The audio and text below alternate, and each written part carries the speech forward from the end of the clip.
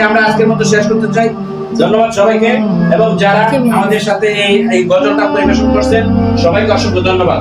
আর দর্শককে জানাচ্ছি, আপনাদের যদি এই ভিডিওটা কিছুতেই ভালো লেগে থাকে, এই ছেলেটার জন্য, এই ছাত্রের জন্য এই ভিডিওটা লাইক কমেন্ট করে সর্বোচ্চ শেয়ার করে দিবেন।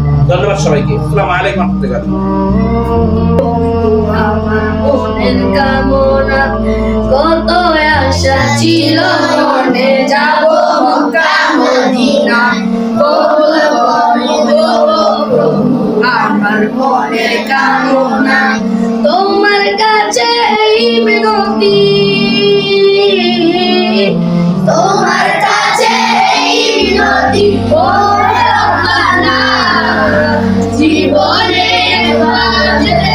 সোনার মাদিনা, মাদিনা মাদিনা মাদিনা ও মাদিনা মাদিনা, মাদিনা মাদিনা ও মাদিনা মাদিনা, মাদিনা মাদিনা মাদিনা। একবার আমাকে দেখাও দয়াল কাবা মদিনা, এই মন জুড়াবে মনে কোনো দুঃখ হবে না।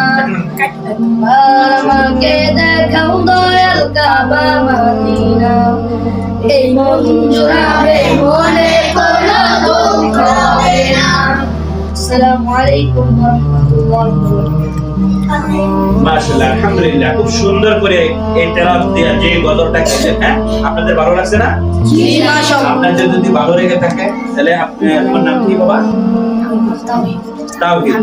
কোন ইয়াতে পড়ো? হেফসখানা। এবার কতবার হয়েছে না? শেষ। মাশাআল্লাহ, মারহাবা। আমরা এরকম কোরআনের পাখি চাই না? জি। আমরা কোরআনের পাখি চাই না? জি।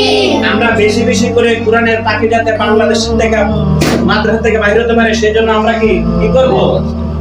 বেশি বেশি করে মাদ্রাসায় কি করব?